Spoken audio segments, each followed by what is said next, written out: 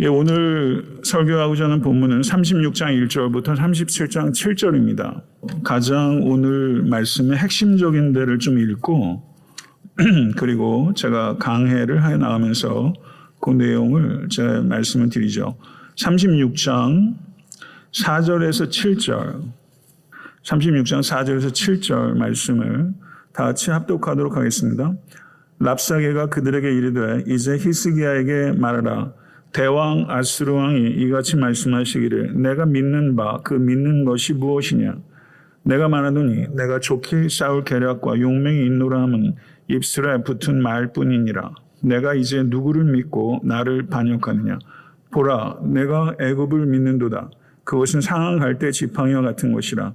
사람이 그것을 의지하면 손이 찔리니 애굽 왕 바로는 그를 믿는 모든 자에게 이와 같으니라.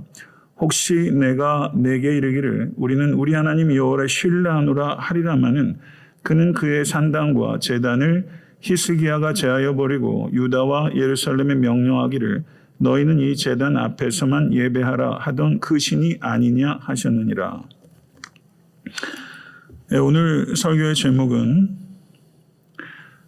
저를 한번 따라해 보시겠어요? 하나님을 믿는 사람으로 보일까?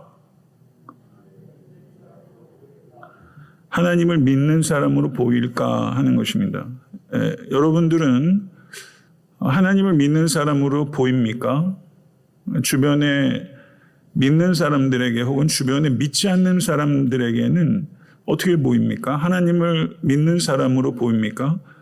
오늘 본문은 그 이야기를 하는 것 같아요. 굉장히 중요한 질문이죠.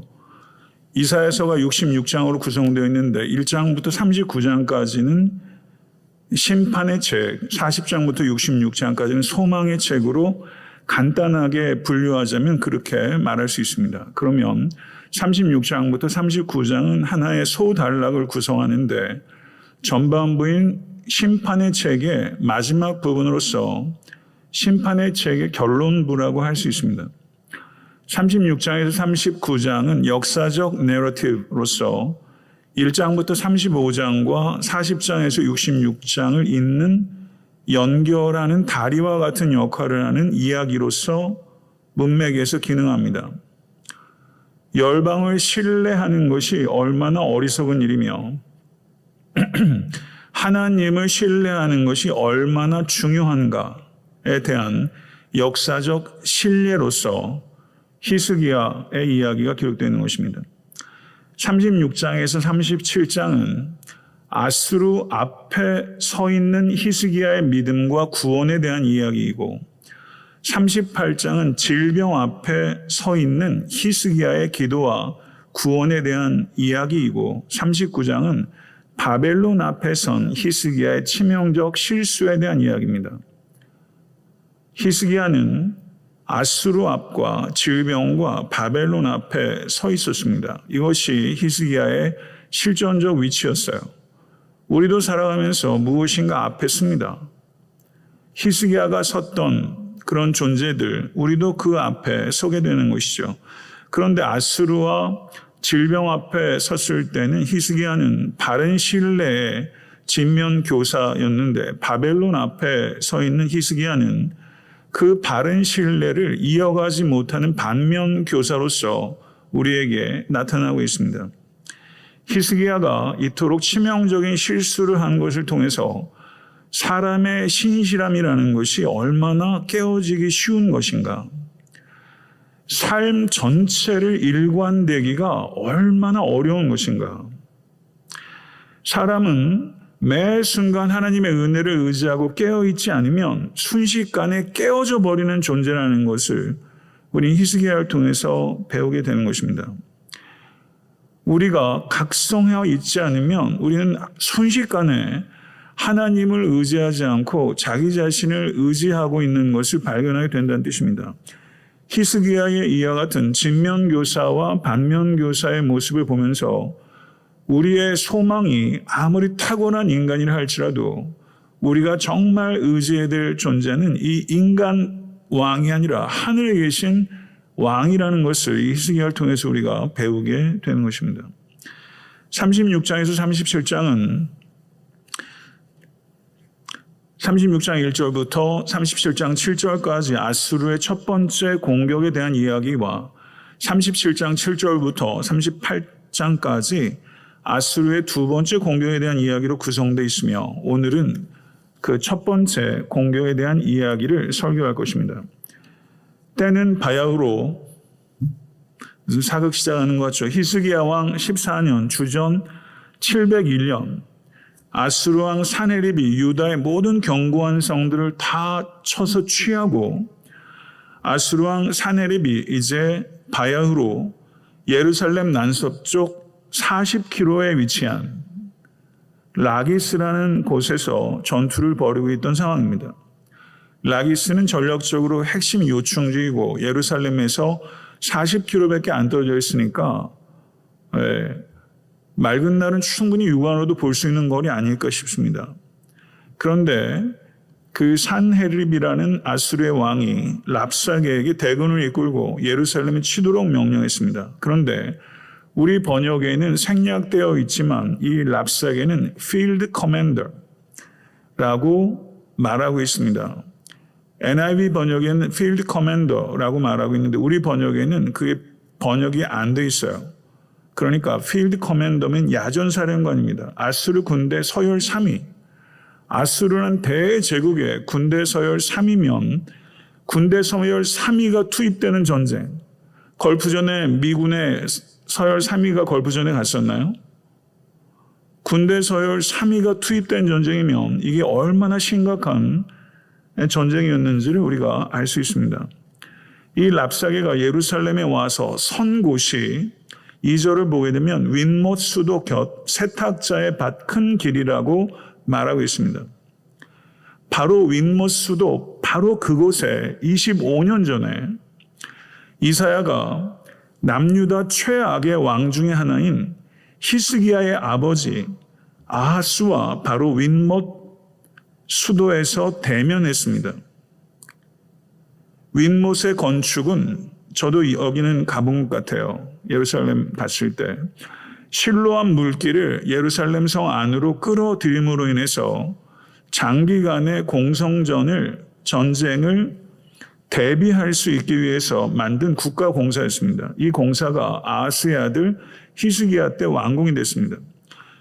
25년의 시간차를 두고 외세의 침입에 직면해서 자신의 힘이 불충분하다고 느꼈던 선왕 아하스와 그리고 자신의 힘이 불충분하다고 느끼는 아들 히스기야 왕이 지금 대조가 되고 있는 것입니다.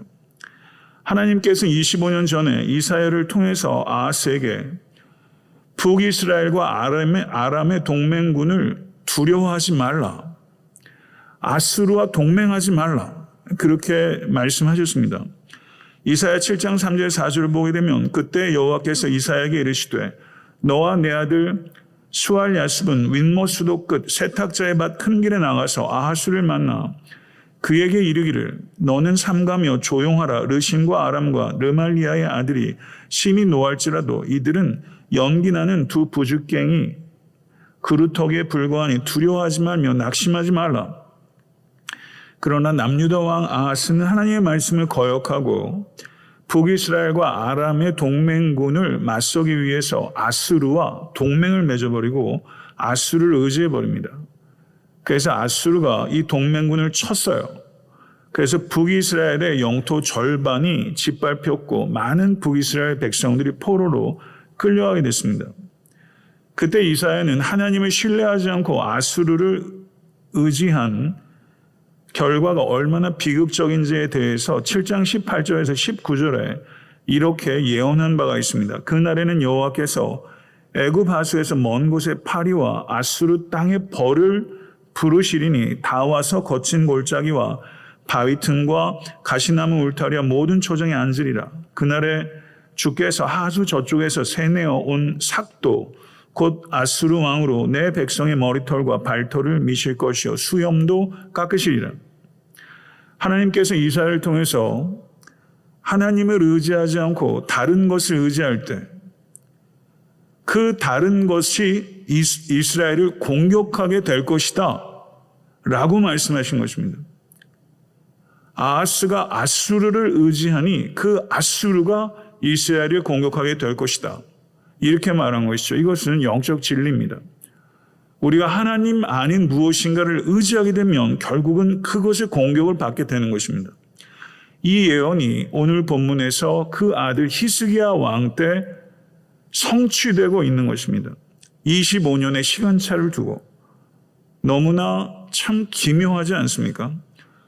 부친 아하스는 북이스라엘과 아람의 공격을 받았을 때 아수르를 의지했는데 지금 아하스의 아들 히스기야는 아수르의 공격을 받을 때 과연 하나님을 의지할 것인가 아니면 애굽을 의지할 것인가 선택의 기로에 서게 된 것입니다.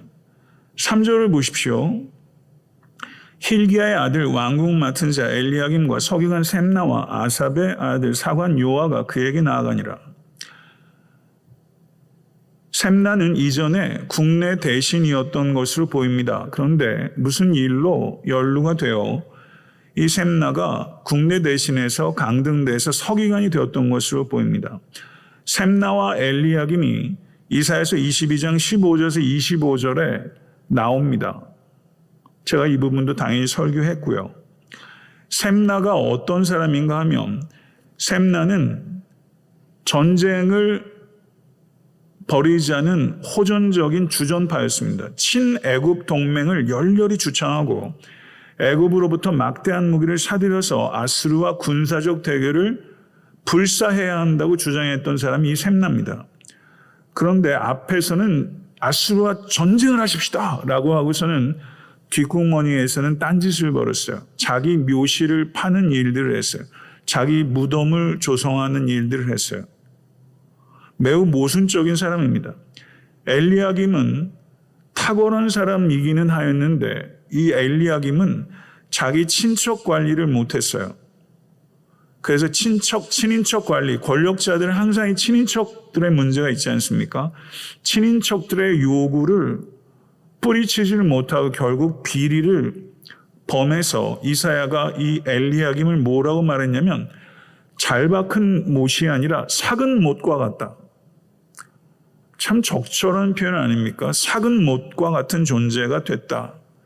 유다의 몰락과 패망에는 바로 이들과 같이 공익을 버리고 사익을 취하는 자들이 항상 있는 것입니다.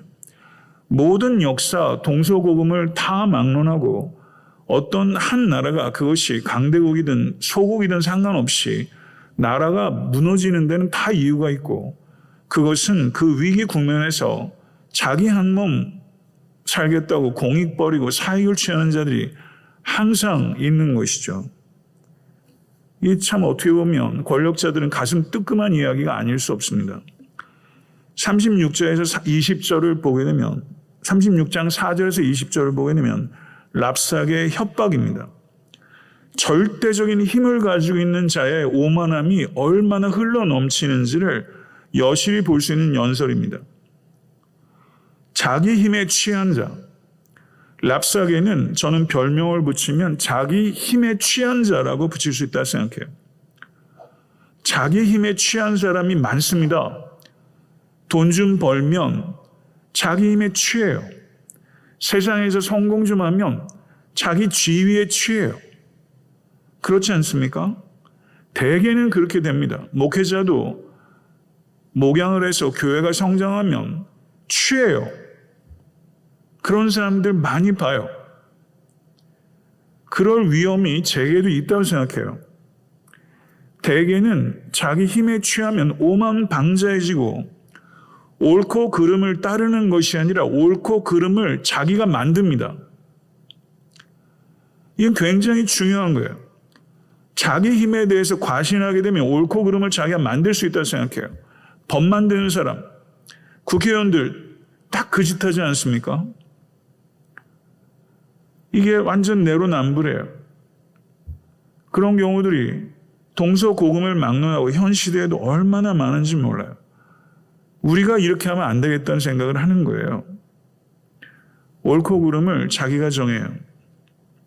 랍삭의 연설을 제가 객관적인 눈으로 한번 보면 제가 사내립이라고 생각하면 랍삭의 연설을 보면서 와 랍사게, 역시 랍사게 이랬을 것 같아요. 연설 중에 최고의 연설이에요. 성경에 한 사람의 말을 중간에 이렇게 다른 묘사들이 있지만, 아니 이 악한 이 교만한 랍사게의 연설에 무려 15절 이상을 할애하다니요. 이게 얼마나 많은 지면을 할애하고 있는 것입니까? 랍사게의 연설은 레토릭으로, 수사학으로 분석하면 이건 굉장한 연설 같아요. 아마 구약을 연구하는 사람들은 전 이것으로도 충분히 아티클 쓸 수 있을 것 같아요. 랍사게의 연설은 명연설 중에 명연설입니다. 다만 랍사게의 연설은 사악함으로 가득한 명연설이에요.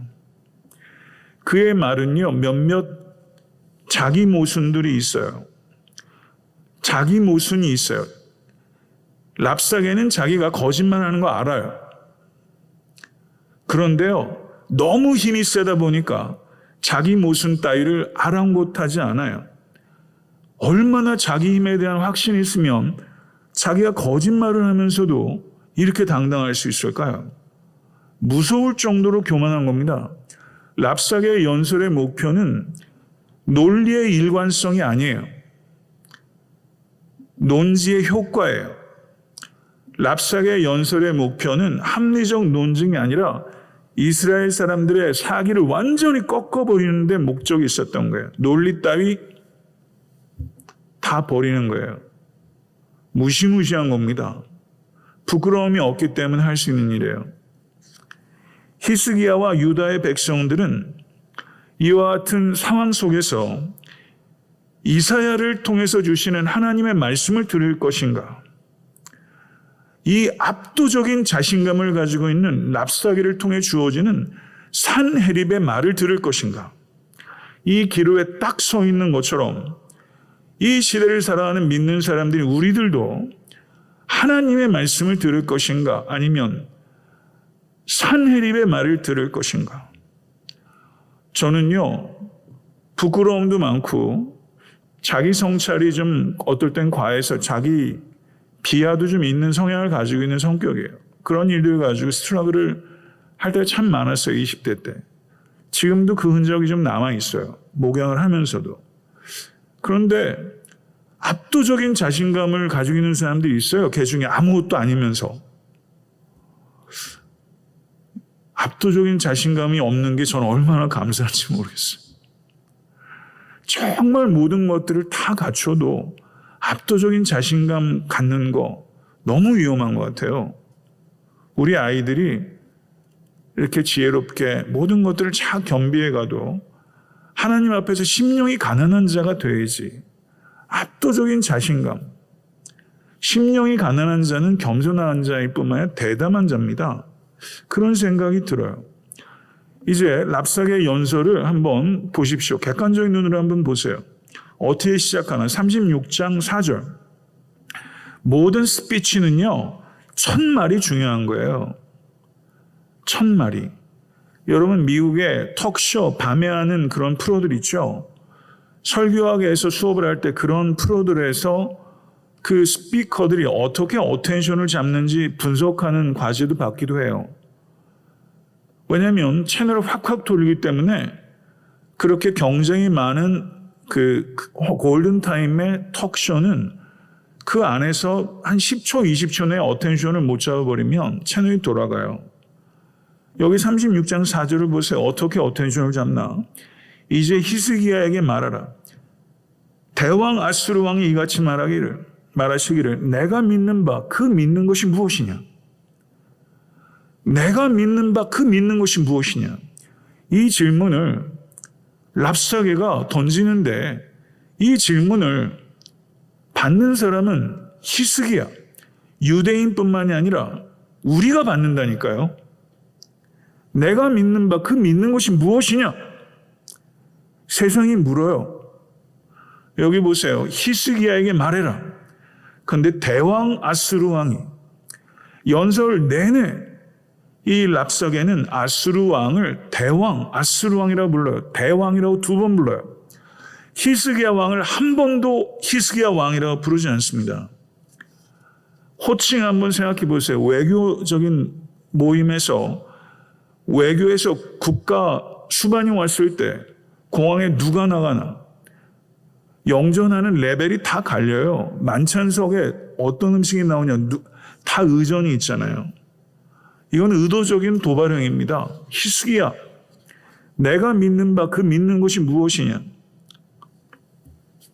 6절을 보세요. 물었죠. 그리고 6절에 랍사게가 자신이 대답해요.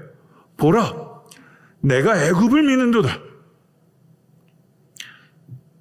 애굽을 믿는도다. 이스라엘 사람들이 들켰다. 그랬을 것 같아요. 들켰다.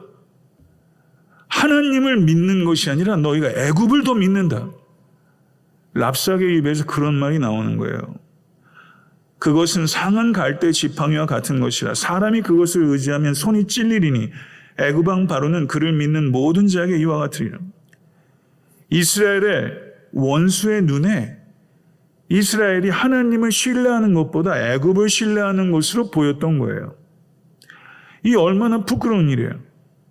우리에게 적용해 볼까요? 세상 사람들이요, 교회가 하나님을 믿는 것이 아니라 돈을 믿는다고 말하는 것과 같은 거예요. 그렇게 말하는 사람 세상에 많이 있죠. 하나님을 믿는다고 하면서 성도가 세상과 다를 게 하나가 없고 세상 사람들이 의지하는 것을 성도가 똑같이 의지하며 살아가면 랍사게가 내가 애굽을 믿는다 했던 것처럼 교회가 스스로가 공격당할 빌미를 제공하고 있는 거예요. 내가 하나님을 믿는 것이 아니다. 우리에 대한 객관적인 평가는 우리 자신이 내리는 것보다 우리의 적이 내리는 것이 더 정확할 때가 있어요. 우리는 우리가 믿는 것에 대해서 자기 기만에 빠질 수도 있어요. 저는 우리의 신앙에 대해서 그만큼 깊이 그리고 통렬하게 성찰하자는 말씀을 드리는 거예요. 부정적으로 비하하자는 얘기를 드리는 게 아니라 그만큼 우리가 아주 예리한 감을 가지고 우리의 신앙을 객관화하고 그리고 우리의 신앙을 새롭게 해야 될 시대이기 때문에 이런 것에 대한 경각심은 다소 과해도 저는 좋은 것이다. 이렇게 생각이 들어요. 애굽은 아수르의 유다 침공이 있기 10년 전에 반아수르 동맹을 주도했던 나라입니다. 인간이 얼마나 야비하고 외교 관계가 얼마나 야비하고 국제조약 껌값이잖아요. 지금도요. 부끄러운 줄도 모르고 뒤집지 않습니까? 국가 간의 협약 그런 거 없잖아요. 그냥 다 힘의 논리고 경제 논리지. 서로 이용할 때나 있을 때나 조약이지 조약이 휴지조각 아닙니까? 10년 전에 반아수르 동맹을 주도했던 게 애굽이에요. 그리고 애굽이 계속 부추겼어요. 우리 반아수르 동맹을 만들자. 그래서 아수르에게 한번 멋지게 한번 대항해보자. 거기에 홀랑 넘어간 게 블레셋의 아스돗이에요. 아스돗이 속아가지고 아수르에 맞섰다가 쫄딱 망했어요. 그리고 아스돗이 아수르의 속주로 편입시켜버렸어요. 그래서 아스돗 왕이 겨우겨우 애굽으로 도망쳤는데 그러면 자기가 반아수르 동맹에 기치를 올렸으면 미안하게 됐다. 도와주지 못해서 미안하다. 여기서 잘 피신하고 힘을 길러라. 라고 해야 한 인간으로 따져도 그게 양식이 있는 거지. 애굽이 어떻게 했게요? 아스돗 왕을 잡아가지고 아수르에게 넘겼어요. 웃기지 않습니까? 이게 한 개인도 그렇고 나라도 그렇고 이 모양 이 꼬라지예요. 요즘은 안 그래요? 요즘은 안 그래요. 피아가 구분이 됩니까? 외교 제가 뭐 알지는 못하지만 이 세상 더하면 더했지 덜하지 않잖아요. 랍사게는 애굽에 대해서 뭐라고 말하냐면 애굽은 도울 힘도 없고 도울 뜻도 없다는 거예요. 힘도 없고 뜻도 없어요. 그런데 애굽을 의지한다고? 이 어리석은 놈들아. 랍사게가 그렇게 이스라엘에게 말하는 거예요. 다시 한번 말씀드리면요. 우리가 어리석은 일을 정말 할 때가 있잖아요. 개인이든 나라든 민족이든 어리석은 선택으로 그 대가를 참혹하게 겪는 일들이 있지 않습니까? 한국사 내에서도 그렇고 앞으로 그런 일이 없었으면 좋겠어요. 그런데 우리가 어떤 어리석은 일들을, 치명적인 어리석은 일들을 범할 때 바둑을 두든 장기를 두든 그 판에 있는 사람이 잘 안 보여요. 그 판 밖에 있는 사람이 오히려 잘 보는데, 특별히 지금 유다의 어리석음을 오히려 유다의 적이 정확히 보는 거예요. 애굽을 의지하는 것이 어리석다, 이렇게 말하는 거예요. 참 아이러니가 아닐 수 없어요. 우리는 어리석어요. 저는 제가 어리석다고 생각해요. 이 어리석음을 발견 못한다면 이건 참 문제죠. 이것을 객관적으로 볼 수 있기 위해서는 참 스승이 필요하고 저를 꾸짖어주는 사람이 필요한데, 정말 진심이에요. 저를 꾸짖을 사람이 없어요. 여태까지 살아오면서 저를 정말 사랑해서 꾸짖어주는 스승을 한 명 만났던 것 같아요. 그분도 늘 격려해 주셨지 저를 이렇게 꾸짖어 주신 분은 없어요. 꾸짖어 주는 어른이 없는 게 얼마나 위험해요. 우리 자녀들도 마찬가지고요. 너 이거 너무 어리석은 거야. 이거 안 돼. 그 말이 옳으면 더 좋고, 서로 틀려도 나를 사랑해서 누군가 꾸짖어 주는 것 자체가 있다는 게 자식된 입장, 학생된 입장에서는 저는 참 귀할 것 같아요. 이분이 말하는 꾸짖음이 맞아, 내가 맞아야 되는 회초리야. 근데 아니야, 이건 아닌데 해도 이분의 의도는 너무나 날 사랑해서 가지고 있는 한계 속에 저를 꾸짖어 준다면 저는 그런 스승이 필요한 것 같아요. 이런 어리석음을 범한다는 것이죠. 7절에서 보게 되면 랍사게는 6절에 애굽을 신뢰하는 태도에 대한 자신의 공격에 대해서 유대인들 중에 맞아, 나는 애굽을 더 믿었어 라고 찔리는 사람이 있는가 하면, 유대인들 중에는 아닌데 나는 하나님을 믿는데 라고 하는 사람이 있겠죠. 그래서 7절에서는 랍사게가 바로 그 사람을 공격하는 거예요. 그런 사람들의 소망도 완전히 꺾어 놓으려고 이 레토릭을 한번 보세요. 7절 보십시오. 혹시 내가 내게 이르기를 우리는 우리 하나님 여호와를 신뢰하노라 하리라마는, 그는 그의 산당과 제단을 히스기야가 제하여 버리고 유다와 예루살렘에 명령하기를 너희는 이 제단 앞에서만 예배하라 하던 그 신이 아니냐 하셨느니라. 아수르란 대제국의 CIA, M16, KGB 이런 국가정보기관이 있었겠죠. 옛날 삼국지에도 척후병 보내지 않습니까? 제갈공명도 있고 사마이 중달도 있잖아요. 옛날 대제국에도 분명히 정구당국 있었을 거예요. 여기에서 우리가 알 수 있는 것은 이 랍사게가 히스기야의 종교개혁에 대해서 파악하고 있다는 거예요. 정보를 가지고 있어요.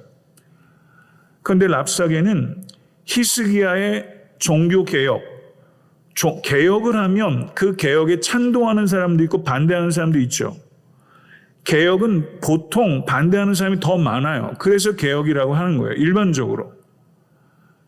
산당 없애, 제단 없애, 모든 예배, 종교, 제사, 예루살렘에 집중. 그러니까 지방 토호들, 지방의 산당, 제단에서 밥 먹는 사람, 히스기야 좋아하겠어요? 싫어하죠. 히스기야의 종교개혁 싫어하죠. 반감을 가지고 있던 사람들을 동요시키는 거예요. 산당과 제단을 예배를 곳곳에다 드리면 더 좋은데 왜 그걸 못하게, 종교가 더 위축됐다고 말하는 사람, 그런 논리를 구사하는 사람도 분명히 있을 거라고요. 그렇지 않습니까? 그래서 지금 랍사게는 그렇게 말하는 거예요. 히스기야의 종교개혁이 여호와를 화나게 했고 그 화나신 여호와가 유다를 파멸시키도록 하고 계시다라고 말하는 거예요.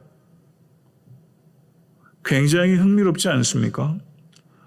8절과 9절을 보세요. 또 랍사게 어떻게 레토릭을 구사하는지.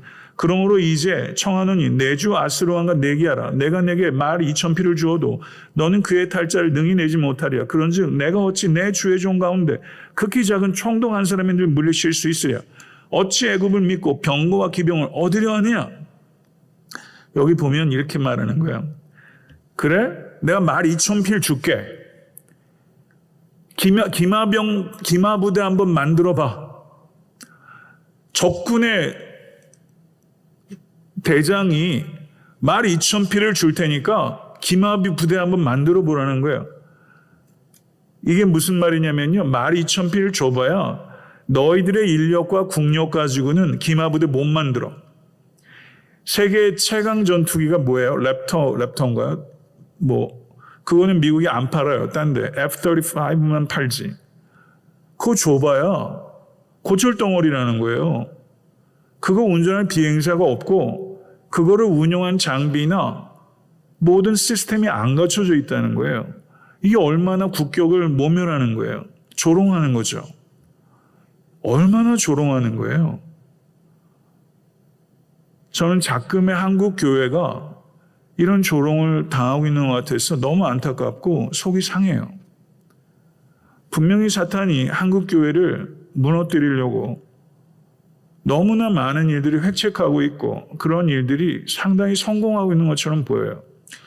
2014년 통계 20대의 복음화율이 5%고 10대의 복음화율이 3%입니다. 지금 이란의 복음화율을 한번 따져보면 한국과 비슷하거나 더 높을 수도 있을지 모르겠어요. 이란 중동 지역의 복음화율이 어느 정도 저는 아직 그런 데이터는 못 봤어요. 근데 한국은요 이미 그 상태에 들어간 거예요.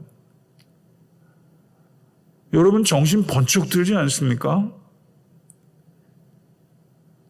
전 세계 유례가 없는 속도로 성장한 한국 교회가 전 세계가 유례가 없는 속도로 쇠락하고 있어요. 저는 너무나 아파요. 정신 바짝 차려야 합니다. 조롱의 빌미를 줘서는 안 돼요. 조롱하는 자의 잘못도 있지만 조롱의 빌미를 주는 자의 잘못은 더 크다고 생각해요. 적어도 우리 교회는 조롱의 빌미를 줘서는 안 됩니다. 모든 교회들이 그렇게 깨어나기를 원해요. 간절히 소망합니다. 10절에서 보게 되면 아수르가 유다를 치는 것이 하나님의 뜻이라고 그래요. 속이 터져요. 하나님의 뜻은 생각도 없는 아수르가 유다를 치면서 그게 하나님의 뜻이래요. 10절 한번 보세요. 내가 이제 올라와서 이 땅을 멸하는 것이 여호와의 뜻이 없음이겠느냐. 여호와께서는 내게 이르시기를 올라가 그 땅을 쳐서 멸하라 하셨느니라. 여러 차례에 걸쳐서 이사야는 아수르가 유다를 공격할 것이라고 예언해 왔습니다. 대표적으로 이사야 10장 5절에서 6절을 보게 되면 아수르 사람은 화 있을진저 그는 내 진노의 막대기요 그 손의 몽둥이는 내 분노라. 내가 그를 보내어 경건하지 아니한 나를 치게 하며 내가 그에게 명하여 나를 노하게 한 백성을 쳐서 탈취하며 노력하게 하며 또 그들을 길거리에 진흙같이 짓밟게 하려 하느니와. 이렇게 말하고 있어요. 이사야는 분명히 아수르를 통해서 하나님께서 이스라엘을 아수르를 통해서 유다를 칠 거라고 예언했어요. 랍사게가 한 말과 똑같은 말이에요. 그러면 잘 보세요. 랍사게는 이사야의 예언을 알고 있었을까요? 아니에요. 몰랐어요. 그런데 내용적으로는 똑같은 논지의 얘기를 했어요. 그 당시 고대 근동에는 이런 생각이 있었답니다. 정복자가 정복당하는 자들의 신이 정복자 편에 섰기 때문이라는 그런 내용들이 문서로 남아 있었어요. 이것이 그 당시 보편적인 생각이었어요.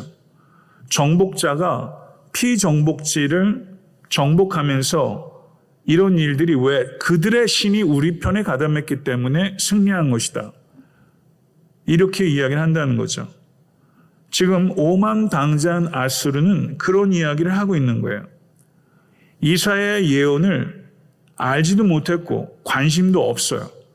그런데 하는 이야기는 내용적으로는 동일한 궤를 가지고 있어요.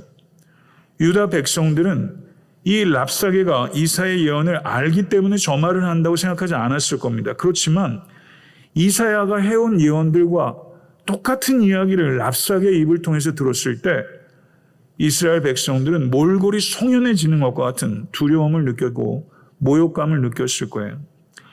11절을 보게 되면 히스기야의 사신들이 이 랍사게에게 애걸복걸합니다. 제발 성 위의 백성들은 알아듣지 못하도록 아람어 방언으로 이야기를 해달라. 유다 방언 히브리어로 말하지 말아달라.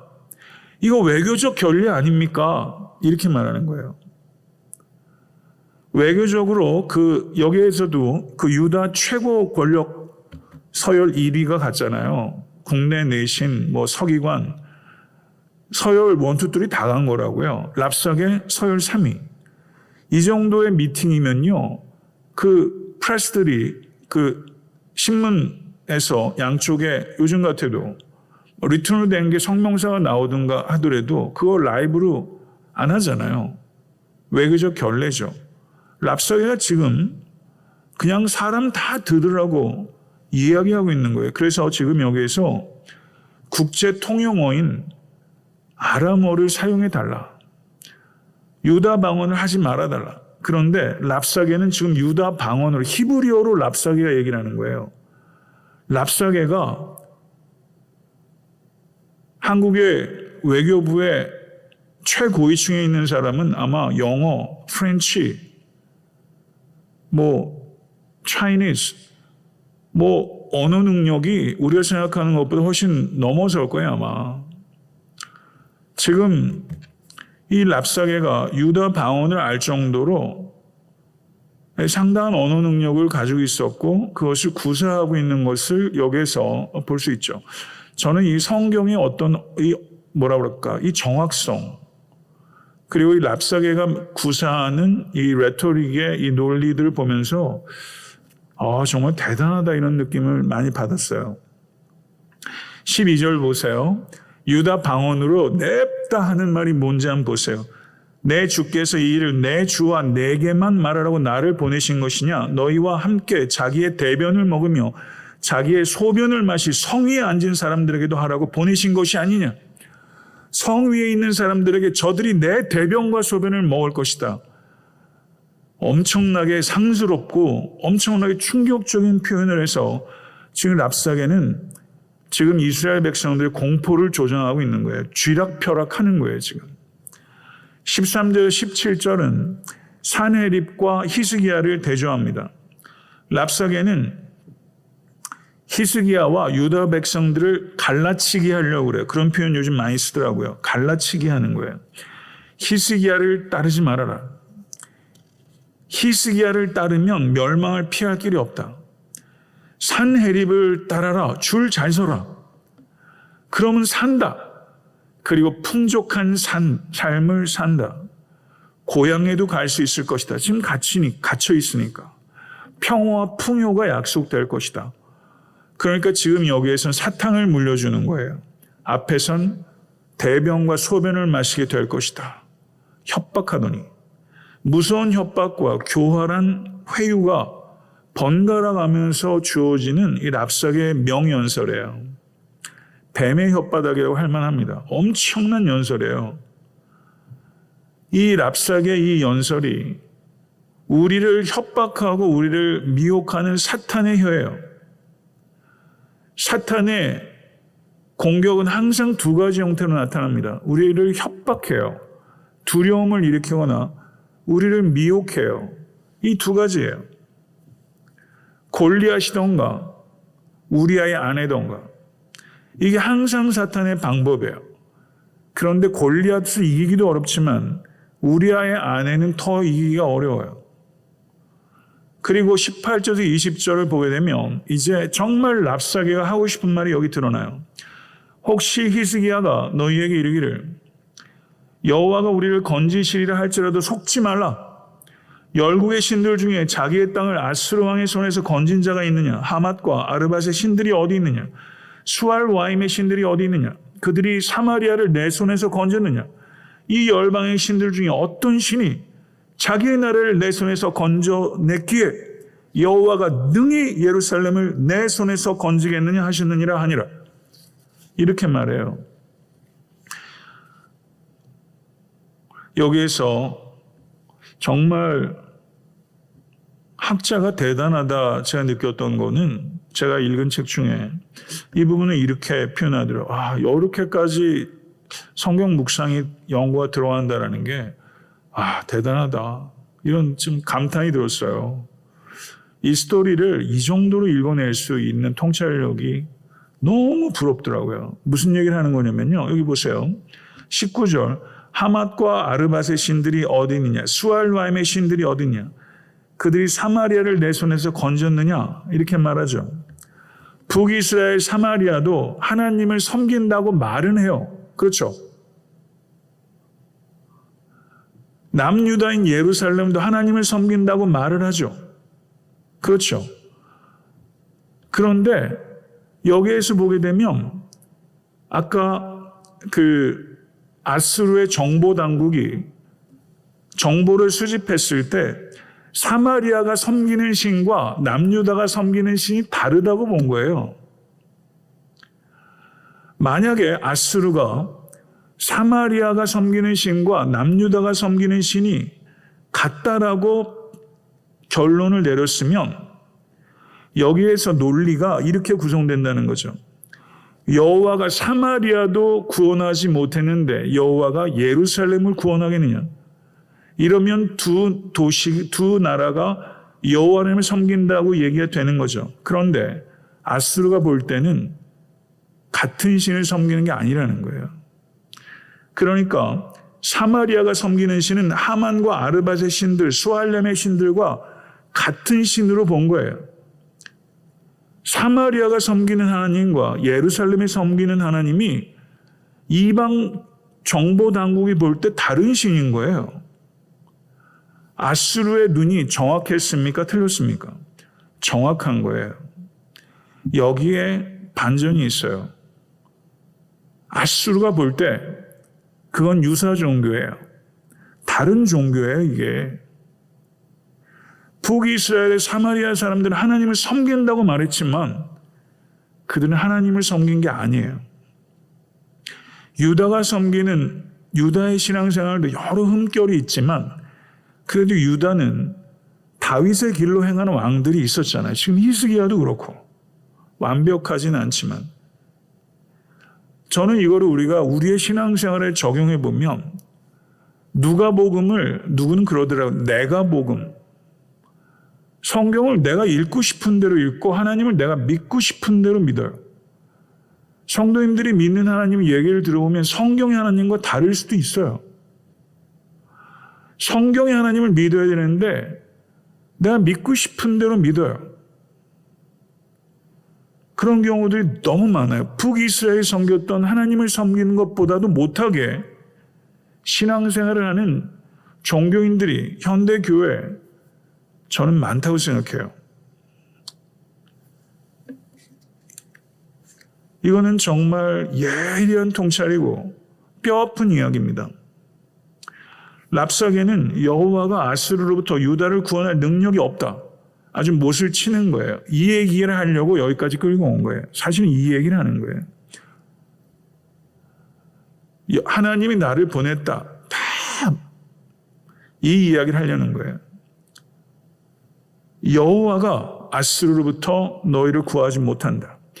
여호와는 아수르가 물리쳤던 수많은 나라들의 잡신들과 같이 신들 중에 하나에 불과하다. 이렇게 말하면서 아수르는 강력하고 여호와는 약하다. 그러므로 굴복하라는 거예요. 그러므로 이 아수르는 아까 자기의 힘에 취하는 것이 얼마나 위험한가를 말씀드렸는데 자기의 힘에 속는 것이 얼마나 위험한가 조금 다르게 표현하면 지금 이 랍사게가 히스기야에게 속지 말라고 그러잖아요. 히스기야에게 유다 백성이여 히스기야에게 속지 말아라. 그런데 랍사게가 대표하는 이 아수르한 대제국은 자기의 힘에 속은 자예요. 자기의 힘에 속은 거예요. 이렇게 사는 사람들이 열의 9배요. 자기의 힘에 속아요. 우리가 랍삭이에요. 우리가 아수르요. 우리가 사내립일 때가 너무 많아요. 가난했다가 부자가 된 사람 중에서 멀쩡해지는 사람이 별로 없어요.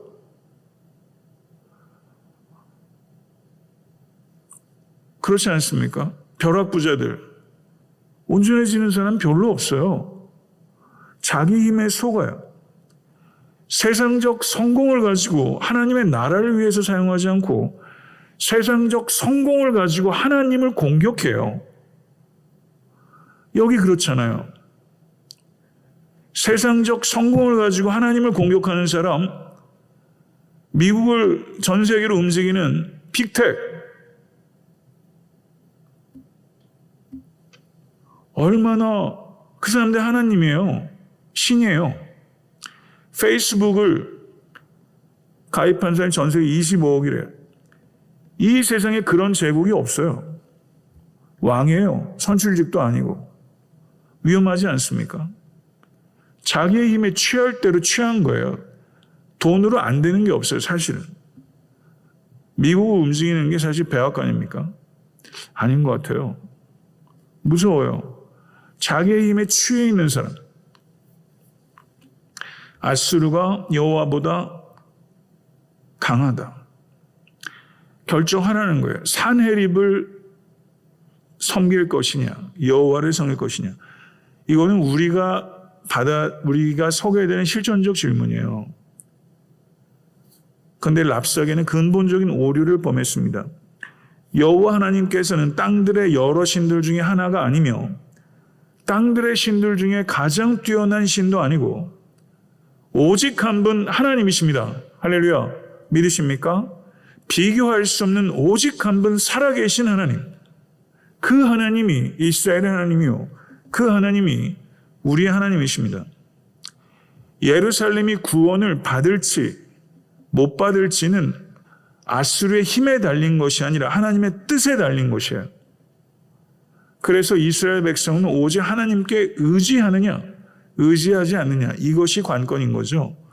36장 21절부터 37장 7절을 보게 되면 히스기야 왕의 반응이 기록되어 있는데 히스기야의 사신들은 랍삭의 말에 아무 대답도 하지 않도록 아마 이야기가 되었던 것 같아요.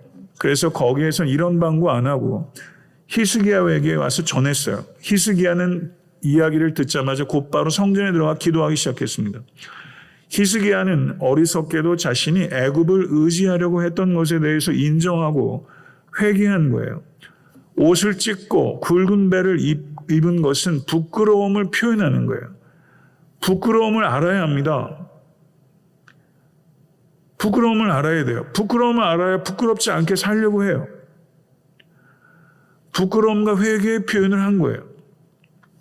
히스기야가 성전 안으로 들어간 것은 가장 먼저 회개해야 되는 사람이 자신이라는 것을 받아들인 거예요. 이게 지도자예요. 가장 먼저 회개해야 되는 사람이 나다라고 생각하는 사람이 가장이고 리더는 가장 먼저 회개해야 되는 사람이 자기 자신이라는 것을 받아들이는 사람이에요. 그리고 히스기야가 사람들을 이사야에게 보냅니다. 오늘은 환난과 책벌과 능욕의 날이라 아이를 낳으려나 해산할 힘이 없음같도다.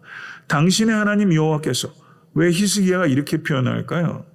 나의 하나님 여호와께서라고 안 하고 당신의 하나님 여호와께서라고 그랬어요. 랍삭의 말을 들으셨을 것이라. 그가 그의 상전 아스루 왕의 보냄을 받고 살아계신 하나님을 회방하였은즉 당신의 하나님, 또 이렇게 표현하죠. 여호와께서 혹시 그 말로 말미암아 견책하실까 하노라. 그런즉 바라건대 당신은 이 남아있는 자를 위하여 기도하라 하시더이다. 히스기야는 자신의 잘못을 솔직히 인정하고 회개했어요. 사신들한테 이사야를 데리고 오라든가 안 오겠다 하면 잡아오라든가 이런 말이 없잖아요. 그런 왕들이 있었잖아요. 선지자들을 억지로 잡아오려고 했던 사람도 있었죠. 그렇지 않아요. 이사야를 배려할 뿐만이 아니라 자신의 죄를 회개해요. 아파해요.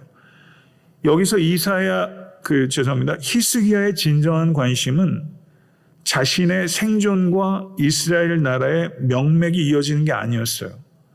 하나님의 이름이 높여지는 거예요. 지금 히스기야의 관심은 하나님의 명예예요. 우리에게 정말 중요한 것은 우리의 건강도 아니고 우리에게 생명도 아니고 나라의 명운도 아니고 하나님의 이름이에요. 이렇게 말하는 게 쉬운 일이 아니죠. 그러나 그게 사실이잖아요. 하나님의 명예가 우리의 생명보다 중요한 거예요. 우리에게 그런 믿음이 있는지는 모르겠어요. 그런 상황이 닥쳐봐야 알죠. 그런데 정말 그렇게 살기 원하는 마음이 있다고 생각해요. 사도 바울이 고백했던 것처럼 나의 생명을 조금도 아깝게 여기지 아니하고 소명을 더 귀히 여기는 삶. 저는 그렇게 지금 아마 못할 것 같아요. 근데 하나님 은혜 주시면 하고 싶어요. 지금 여기에서 히스기야가 정말 중요한 것은 하나님의 명예라는 거예요. 여러분 이렇게 하고 싶고 이렇게 할 수 있게 해서 기도하고 이렇게 할 수 있도록 삶을 이끌어가야 그런 선택적 상황이 오게 되면 그렇게 살 수 있지 않을까요? 여기서 아수르의 침략에 대해서 이사야가 그렇게 예언을 했는데 사람이 듣지 않았어요. 이사야가 뭐라고 합니까? 봐라 내 말대로 됐지. 아유 고소해. 그렇게 얘기하지 않아요. 속이 밴댕이 소갈딱지인 사람은 고소해야 한다고요. 이사야는 그렇게 안 해요. 아파해요. 아파해요. 그리고 두려워하지 말라고 말해요. 그리고 37장 7절을 보세요. 보라 내가 영을 그의 속에 두리니 그가 소문을 듣고 그의 고국으로 돌아갈 것이며 또 내가 그를 그의 고국에서 칼에 죽게 하리라 라고 말하면서 지금 나라는 정말 절대절명의 위기 가운데 있지만 이 상황을 다스리는 이는 산헤립이 아니라 하나님이시다. 하나님이 다스리신다.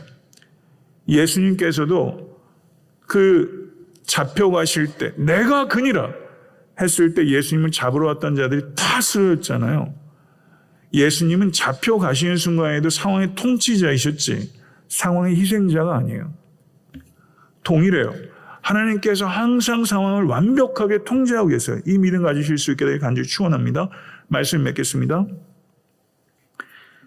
살아가다 보면 힘에 겨울 때가 있습니다. 이민생활하면서 그럴 때 많으시죠?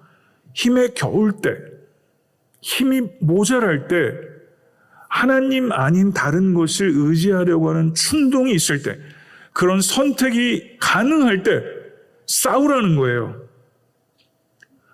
하나님이 아닌 다른 무엇을 의지하게 되면 반드시 그것의 공격을 받게 된다는 것입니다. 자기 힘이 부족할 때가 있는가 하면 자기 힘이 넘칠 때가 있어요. 자기 힘이 넘칠 때는 그 힘에 취하게 돼요.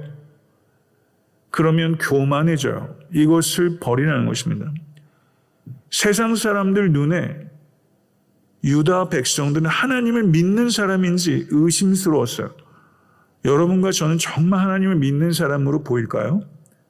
하나님을 믿는다고 하면서 하나님을 믿지 않는 세상 사람들보다 더하게 사는 사람들이 너무 많고 그 일에 과연 우리는 얼마나 무관한가? 우리 자신에 대한 평가가 우리들의 평가보다 사실은 우리의 적의 평가가 더 정확할 수 있다는 거예요. 나를 객관적으로 볼 수 있는 사람은 어떨 때는 적일 수도 있다는 거죠. 협박과 미혹이라는 사탄의 극악무도한 방책을 분별해서 물리치실 수 있는 여러분 되실 수 간절히 바랍니다. 랍사게가 유다인들을 공포를 극대화시키기 위해서 저가 구사했던 언어들을 한번 보세요. 얼마나 상스럽고 얼마나 충격적이에요. 저도 이런 식으로 말한 적이 있어요. 무서움을 주려고. 이런 말 하면 안 되는데 하면서도 상스럽고 충격적인 말을 한 적이 있다니까요. 여러분은 안 그런 적 한 번도 없는 것처럼 그렇게 절 쳐다보세요. 그런 적 없으세요? 이렇게 말한 적 있잖아요. 그러면 안 돼요. 협박하거나 꼬드겨서는 안 돼요. 세상적 성공으로 인해 하나님께 도전하는 많은 사람들을 반면교사 삼아서 여러분들이 이루게 된 성취와 성공으로부터 자유하시는 여러분 되실 수 있게 되길 바랍니다. 자기의 힘에 속아 넘어가는 것, 이거 얼마나 어리석고 비극적이고 희극적입니까? 내 힘에 넘어가는 사람이 너무 많아요. 저는 제일 먼저 회개해야 될 사람이 나다 하는 사람이 한국을 좀 이끌어줬으면 좋겠고, 미국을 좀 이끌어줬으면 좋겠고, 우리 교회에서도, 여러분의 가정에서도 가장이, 목사가 제일 먼저 회개하는 사람 나다 하는 사람이 나서야 그 공동체에 희망이 있어요. 여러분과 저의 삶의 최고의 목표는 하나님의 명예예요. 우리는 하나님의 명예에 죽고 산다니까요. 거기에 올인하자고요. 그러면 하나님이 우리의 이름을 창대케 해주시리라. 우리의 이름에 대한 관심은 하나님이 갖고 계신 것이지 내가 갖는 게 아니에요. 우리의 관심은 오직 하나님의 이름이에요. 모든 상황 속에서 하나님께서 통치하고 계시다는 것을 다시 이야기를 하시죠. 37장 7절에서 우리의 희망은 히스기야도 아니었어요. 우리의 희망은 하나님이었어요. 아멘? 믿으십니까? 이 믿음 가지고 살아가는 우리 모두가 될 수 있기를 간절히 축원합니다.